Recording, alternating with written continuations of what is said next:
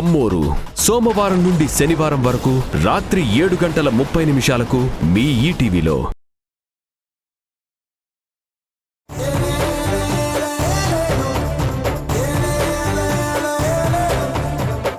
పెద్దవాళ్ళు అన్న తర్వాత అడుగుతారా? దానికి వాళ్ళని ఇలా హర్ట్ చేయడం ఎంతవరకు కరెక్ట్ చెప్పండి? లేదు నాయనా, నా కొడుకు తొందరపడే మాట్లాడాడు. వాడిది తప్పే. వాడికి ఎంత చెప్పినా అర్థం కావడం లేదు. మాకు ఏం పాలు పోవడం లేదు.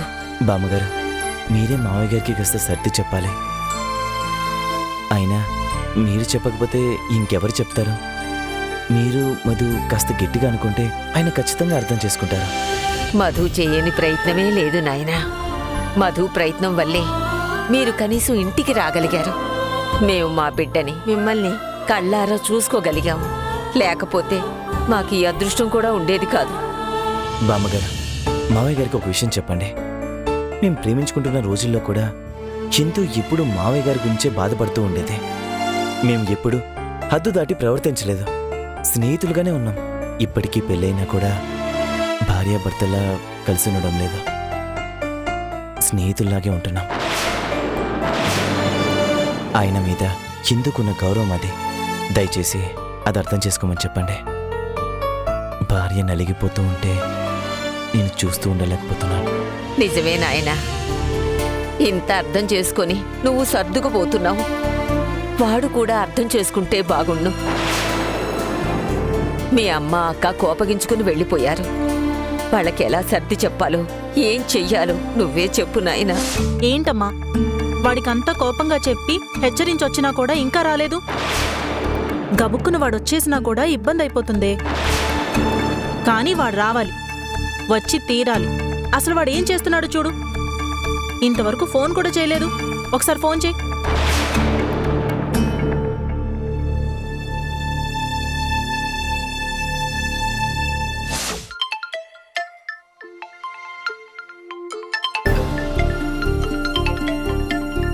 ఒక్క నిమిషం.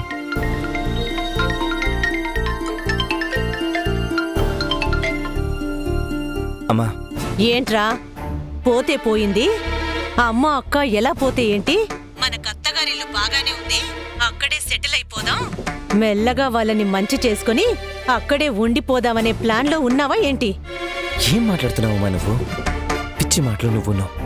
లేకపోతే ఏంట్రా, నీకంత చెప్పి బయలుదేరి రారా, దాన్ని విడిచిపెట్టేసి అంటే నువ్వు రాలేదు కదా. నేనిక్కడ అన్నీ సిద్ధం చేసుకునే ఉన్నాను. ప్రాణాలతో ఉండని చెప్తున్నా. అమ్మా, పూర్కి ఎందుకు సతాయిస్తున్నావు? దయచేసి పిచ్చి పిచ్చి పనులు చేయకు. నువ్వు రాకపోతే నేను చచ్చేది గ్యారంటీ. ఇందుని వాళ్ళ పుట్టింట్లోనే వదిలేసిరా. అప్పుడు గాని ఆ రామచంద్ర దారిలోకి రాడు. అమ్మ, నువ్వు లేనిపోని ప్రాబ్లమ్స్ క్రియేట్ చేయకు. ఇప్పటికీ నువ్వు తొందరపడి గొడవ చేశావు. వీళ్ళని కాస్త ఓపిక్గా ఉండి సాధించాల్సిన కార్యమమ్మా ఇది. రేయ్, నేనక్కడ ఆవేశంగా మాట్లాడినా దాన్ని అనుకూలంగా మార్చుకునే వచ్చాన్రా ఇక్కడికి. నువ్వా పిల్లని పుట్టింట్లోనే వదిలేసి వచ్చావనుకో, చచ్చినట్టు వాళ్ళు ఆడపిల్ల బ్రతుకు పాడైపోతుందని దిగొస్తారు. నీకు తెలియదురా, నేను చెప్పేది విను. ఏంటమ్మా నువ్వు? సరే, ఫోన్ పెట్టు, నేను తర్వాత చేస్తాను. రేయ్, నువ్విప్పుడు బయలుదేరి వస్తున్నావా లేదా? వా, వస్తానమ్మా. ఎందుకు సతాయిస్తావు?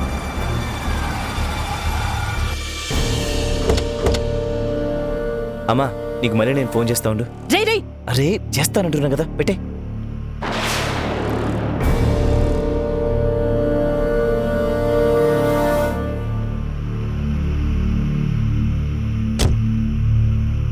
అత్తయ్య గారు, మీరు వెళ్ళండి. మావయ్య గారు నేను తీసుకొస్తాను. రమణి, నేను నడవగలను.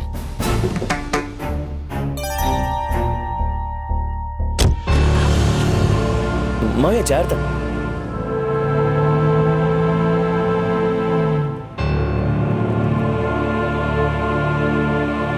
రామా, ఎలా ఉంది దేవకికి? ఏంటి పరిస్థితి? పర్లేదత్తయ్య, ఇంటికి తీసుకొచ్చేశారు. తల వెనక బలమైన గాయమే తగిలింది. ఏంటో అంతా బాగుందనుకుంటే ఇలాంటి అరిష్టాలన్నీ జరుగుతున్నాయి. అత్తయ్య, దేవకి ఆంటీ గురించి తెలియగానే నేను వచ్చి చూడాలనుకున్నాను, కానీ కుదరలేదు. రేపు వెళ్ళి చూసిస్తాను. ఇప్పుడు వాళ్ళు ఇంట్లోనే ఉన్నారు అత్తయ్య. అవును బాబు. రమణి, వైదేహి శాంతిలు కోపంతో వెళ్ళిపోయారు.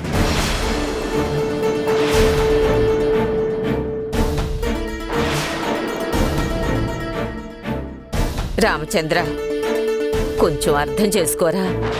అమ్మా, అసలే విసిగ్గా ఉంది. దయచేసి ఏం మాట్లాడుకో. మావయ్య, మీ కోపం బాధ మేము అర్థం చేసుకోగలం. మా అమ్మ తొందరపడి నోరు జారింది, నేను కాదన్నా. కానీ మీరు కాస్త మమ్మల్ని అర్థం చేసుకోవాలి. మీకు తెలియకుండా మీకు నచ్చని పెళ్లి చేసుకున్నాం. కానీ ఇక మీదట మీకు నచ్చినట్టు బ్రతకాలన్నదే మా ప్రయత్నం.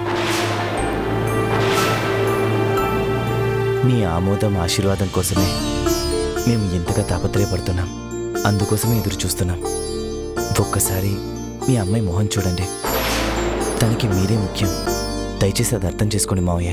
అమ్మా, అసలే తలపోటుగా ఉంది. ఎవరూ నన్ను విసిగించకండి. సరే మావయ్య, మిమ్మల్ని డిస్టర్బ్ చేయను. మా అమ్మ మా అక్కని తీసుకొని కోపంగా వెళ్ళిపోయింది. నేను ఇప్పుడు అక్కడికి వెళ్ళకపోతే వాళ్ళు బాధపడతారు.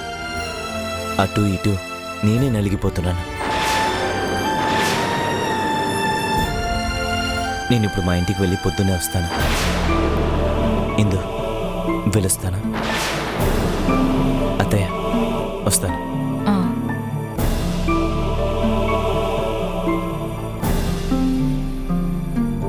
ఇదిగోండి చెప్తున్నాను, ఇక్కడ ఎవరి కళ్ళబొల్లి మాటలు నమ్మడానికో కరిగిపోవడానికో నేను సిద్ధంగా లేను.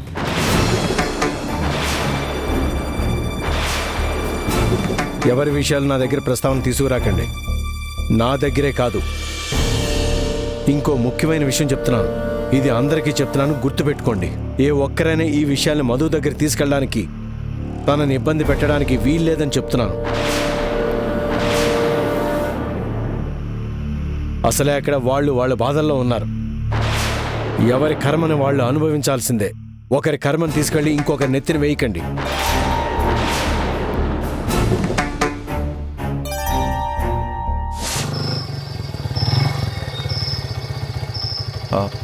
ఇక్కడ కాసేపు కూర్చుందామా? మీ ఇష్టం.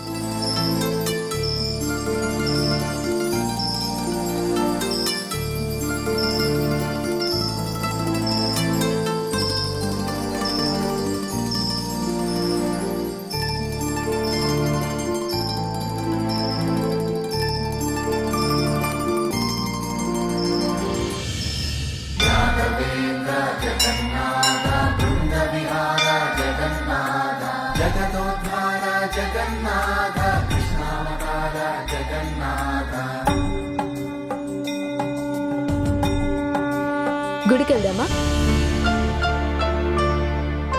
వద్దు. మరి గుడిని ఎందుకు చూస్తూ కూర్చున్నారు?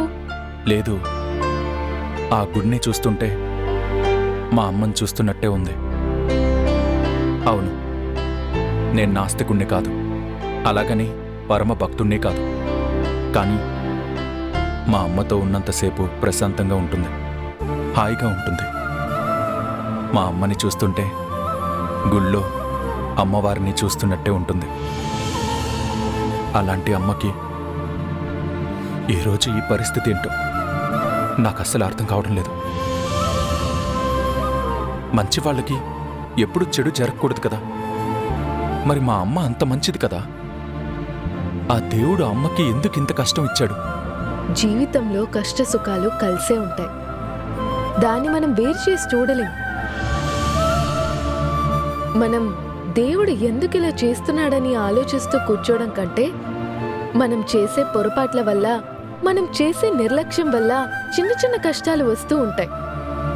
వాటి గురించి మనం దేవుణ్ణి ప్రశ్నించలేము, నిందించనులేము. నేనేమైనా తప్పుగా మాట్లాడానా? కాదు, ఇందులో అమ్మకి ఇలా అవ్వడానికి అమ్మ తప్పే ఉంది. అత్తయ్య గారి తప్పుందని కాదు. బాల్కనీలో మొక్కలకి పోసిన నీళ్ల తడి చూసుకోకుండా పొరపాటున జారిపడ్డారుగా. అది ఒక రకంగా మనం అజాగ్రత్తగా ఉండడమే కదా. ఏమైనా కానీ మంచి వాళ్ళకి ఎప్పుడు చెడు జరగకూడదు.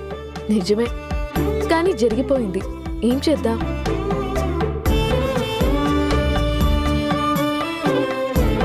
నేనెప్పుడు అమ్మ ఇంట్లో పూజ చేస్తున్నప్పుడు కానీ అకేషన్కి గుడికి తీసుకెళ్ళినప్పుడు కానీ దేవుణ్ణి ఏదైనా మొక్కుకోమన్నా ప్రార్థించమన్నా ఏదో మొక్కుబడిగా ఆ దేవుడికి దండం పెడతానే తప్ప నా మనసులో ఎలాంటి కోరికలు ఉండవు. నేనేది కోరుకోను. నాకు మొక్కడం చేత కాదు. కానీ ఇప్పుడు అమ్మ కోసం మొక్కుకోవాలనుంది. అమ్మ త్వరగా కోలుకోవాలి, అమ్మ సంతోషంగా ఉండాలని ఆ దేవుడికి చెప్పాలనుంది. ఎలా ప్రార్థించాలో చెప్పవా?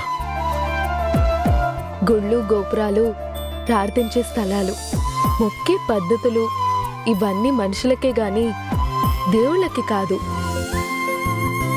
దేవుడెప్పుడు మనతోనే ఉంటాడు, మనలోనే ఉంటాడు. మనస్ఫూర్తిగా నిజాయితీగా మనం మనసులో ఏం కోరుకున్నా, ఆయనకి ఏం చెప్పినా ఆయన వింటాడు. ప్రేమించే మనసు కన్నా పవిత్రమైన ఆలయం ఇంకొకటి ఉండదు. మీ అమ్మగారి గురించి మీకున్న ప్రేమే దైవం. మీరేమనుకుంటున్నారో, మీరేం కోరుకుంటున్నారో అది మనస్ఫూర్తిగా ఆ దేవుడికి చెప్పేయండి. మనసు తేలికైపోతుంది, సంతోషంగా ఉంటారు.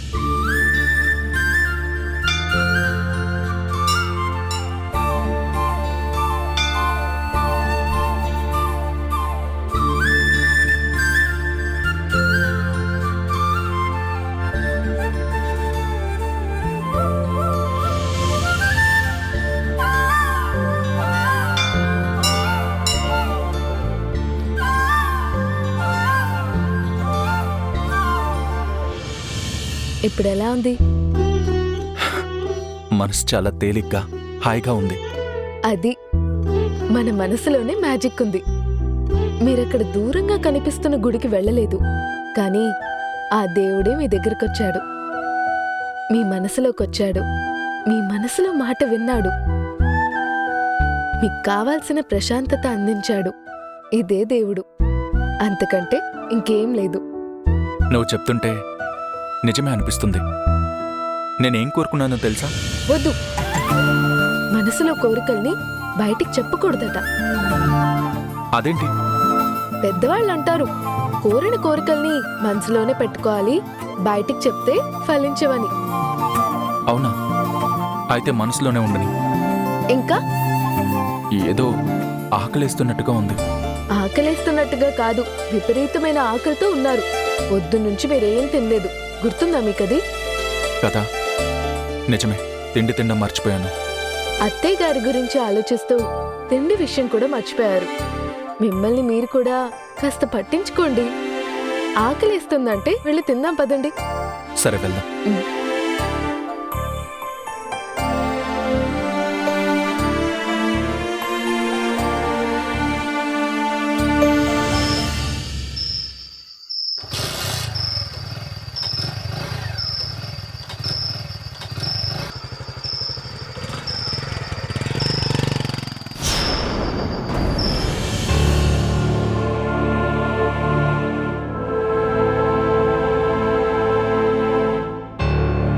దేవకికి ఇలా చేసేసాడని దేవుణ్ణి చూస్తూ కూర్చున్నారా అల్లుడు గారు? ఇదంతా ఆ దేవుడు చేయలేదు, మీరే చేశారు. అప్పటికీ దేవకి నెత్తి నోరు బాదుకుని ఇప్పట్లో తొలిరోయి ముహూర్తాలు లేవు, వాళ్ళకి దోషాలున్నాయని ఎంత చెప్పినా వినకుండా మూఢనమ్మకాలంటూ కొట్టిపడేసి తొలిరోయి ముహూర్తం పెట్టించారు. కనీసం ఇప్పటికైనా తెలుసుకోండి, దేవుళ్ళని నమ్మకాల్ని కొట్టిపరేస్తే ఫలితం ఎలా ఉంటుందో. అత్తయ్య గారు, దేవకికి ఇలా కావడానికి పరోక్షంగా నేనే కారణమని ఇప్పటికే బాగా కుమిలిపోయి ఉన్నాను. మీరింకా మీ మాటలతో బాధ పెట్టకండి. పరోక్షంగా ఏంటి అల్లుడు గారు? ప్రత్యక్షంగా మీరు కారణం, పరోక్షంగా మీ కోడలి దురదృష్టం కారణం. అత్తయ్య, జరిగిన దానికి మీరు నన్ను నిందించండి, అంతేకాని మధునేమనకండి. మీ కోడల్ని బాగానే వెనకేసుకొస్తున్నారు. అసలు దోషాలే ఆవిడ వల్ల, వాళ్ళ జీవితంలో ఉన్న సమస్యల వల్లే ఇదంతా జరిగింది. అత్తయ్య గారు, దయచేసి జరిగిన దాని గురించి దెప్పిపొడవడం మానేయండి.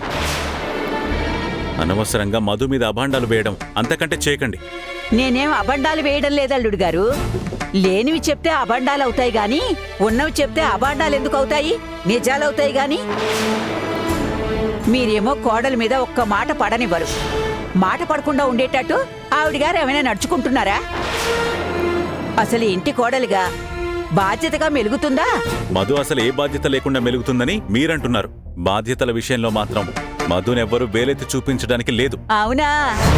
మరి అత్తగారు మనిషి సాయం అవసరమయ్యే పరిస్థితిలో ఉంటే అత్తగారిని చూసుకోకుండా మొగును తీసుకుని షికార్లకి వెళ్ళింది.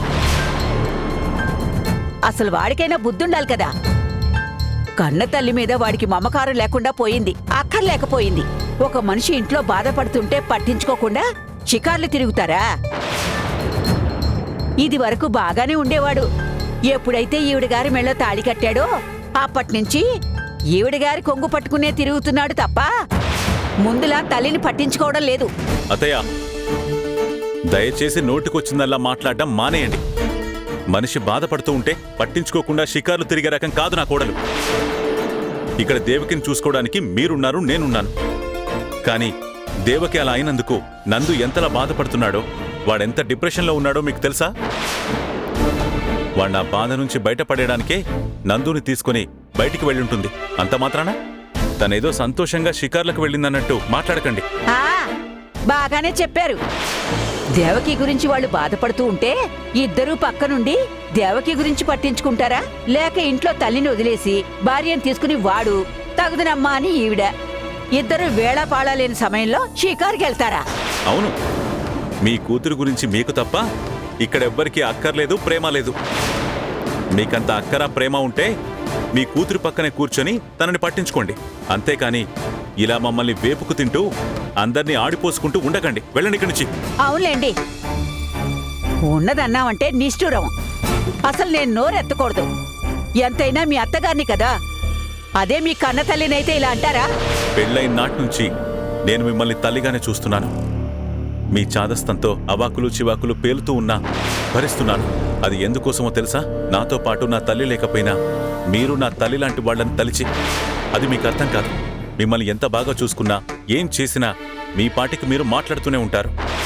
ఇదేం అర్థం కాదు. మీరేమేమి అనదలుచుకున్నారో, ఏమనాలనుకున్నారో పక్కకు వెళ్ళి వాగుతూ ఉండండి. నా ముందు వాగకండి. వెళ్ళండి ఇక్కడి నుంచి. అంతేలేండి, మేం పిచ్చోళ్ళలాగా గోడకి బల్లులకి చెప్పుకుని బాధపడాలి తప్ప ఎవ్వరు ఏం పట్టించుకోరు.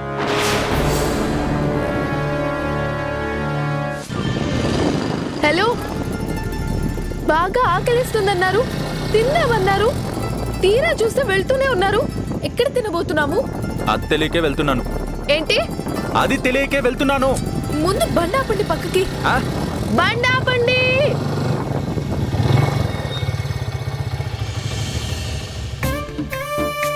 బైక్ లో వెళ్తుంటే గాలికి అసలు ఏం వినబడ్డం లేదు. చెప్పు. మీరే చెప్పాలి. ఎక్కడికి వెళ్తున్నామంటే అది తెలియకే వెళ్తున్నానంటున్నారు. నాకు పెద్దగా బయట తినే అలవాటు లేదు కదా. ఏది మంచి రెస్టారెంటో, ఎక్కడ బాగుంటుందో ఐడియా లేక అలా చూస్తూ వెళ్తున్నా. ఏది మంచిగా అనిపిస్తే ఆ రెస్టారెంట్లోకి వెళ్ళిపోదామని. అవునా? అంటే ఇంతవరకు చూసిన వాటిల్లో మీకు ఏది నచ్చలేదన్నమాట. బయట నుంచి చూస్తే నచ్చలా. సరే పోనీ నువ్వే చెప్పు. నాకసలు అలాంటి పెద్ద రెస్టారెంట్కి వెళ్లే అలవాటే లేదు. మాకా కెపాసిటీ ఉండేది కాదు కదా. మనదంతా రోడ్ సైడ్ టిఫిన్ బండ్లు, ఫుడ్ ట్రక్లు ఇవే అలవాటు. ఓ అవునా? అయితే నన్ను అక్కడికే తీసుకువెళ్ళి తినిపించు. ఏంటి ఏంటి బండాపి మాట్లాడుతున్నా వినపట్లేదా నీకు? వినబడక కాదు, ఆశ్చర్యపోయి అడుగుతున్నాను. ఇందులో ఆశ్చర్యమేముంది? నువ్వు గతంలో ఎక్కడ తినేదానివో అక్కడికి తీసుకెళ్లి తినిపించు అంటున్నా. మీరు రోడ్ సైడ్ బండ్లు తింటారా? ఏ తినకూడదా? తినకూడదని కాదు, తమరు హైఫై మలాగా గడుస్తుందా? ఇదిగో, ముందు అన్నింటికీ ఇలాగా నేనేదో ఆకాశం నుంచి ఊడిపడినట్టు నేల మీద నిలబడినట్టు మాట్లాడు. సరే సరే, డబ్బులో పుట్టి డబ్బుతో పెరిగినోళ్ళు ఇలాంటి చిన్న చిన్న ఫుడ్ ట్రక్కుల్లోనూ టిఫిన్ బండ్లోనూ తింటానంటే మాలాంటి వాళ్ళకి ఆ మాత్రం షాక్ ఉంటుంది. షాక్ అయింది చాలు గాని నువ్వు రెగ్యులర్గా ఎక్కడ తింటావో అక్కడికి తీసుకెళ్లి తినిపించు. హలో, నేను రెగ్యులర్గా అంటే ఎక్కడ తింటున్నాను? పెళ్ళైన దగ్గర నుంచి బయట ఎక్కడ తింటున్నాను? ఒక్కసారో 2 సార్లు మీరు బయటికి తీసుకెళ్లారు అంతే. పైగా అప్పట్లో నేను తినే టిఫిన్ బండ్లు ఇక్కడివి కావు, మా ఇంటి దగ్గరవి.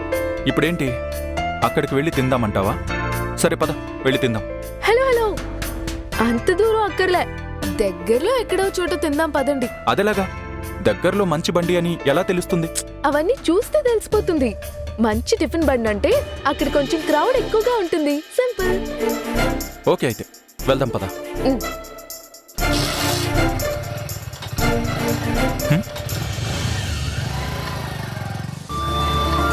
అదిగో అక్కడ చూడండి. ఆగండి ఆగండి ఆగండి, అదిగో ఇక్కడ. ఓకేనా? నా లైఫ్లో ఇంతవరకు ఇలా బండి మీద టిఫిన్ తినలేదు. First time తినబోతున్నా. ఓకే చూద్దాం. మీరు ఇలా బండి మీద తినడం ఇబ్బంది లేదంటేనే తిందాం, లేదంటే మీరు చెప్పే వేరే ప్లేస్కి ఎక్కడికైనా వెళ్దాం. నో నో, ఇట్స్ ఫైన్, ఇక్కడే తిందాం. రండి.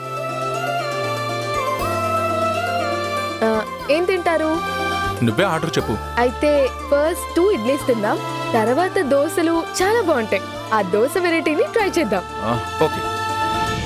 అమ్మా మేడం, ముందు 2 ప్లేట్స్ ఇడ్లీలు ఇవ్వండి. అలాగే మేడం.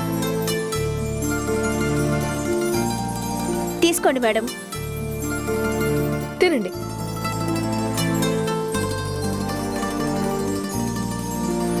తీసుకోండి మేడం. అలాగే 2 పొడి దోశలు, 2 కారం దోశలు, 2 ఎగ్ దోశలు ఆర్డర్ తీసుకోండి. వేడివేడిగా ఇవ్వండి. అలాగే మేడం. ఏమండి, తినండి. 2 ఇడ్లీలు సరిపోతాయి కదా? పొడి దోశ, కారం దోశ, ఎగ్ దోశ అని ఇన్ని వెరైటీస్ చెప్తున్నావు, నా వల్ల కాదు. తింటూ ఉంటే లొట్టలు వేసుకొని ఆటోమేటిక్ గా మొత్తం తినేస్తారు. టేస్ట్ అలా ఉంటుంది. మీరు తినండి ముందు. అది ఆఫీస్లో ఉంటే ఇల్లు ఆఫీస్ అని 24 గంటలు వాడిని అంటి పెట్టుకునే ఉంటుంది. ముందు వాళ్ళని ఒకళ్ళనొకళ్ళు చూసుకోకుండా ఎడబాటు సృష్టిస్తాను. నాకు చిన్న హెల్ప్ చేస్తావా? చెప్పండి అత్తయ్య. నువ్వు కొన్నాళ్ళు ఆఫీస్కి సెలవు పెట్టి ఇంటిని ఇంటి బాధ్యతని చూసుకుంటావా?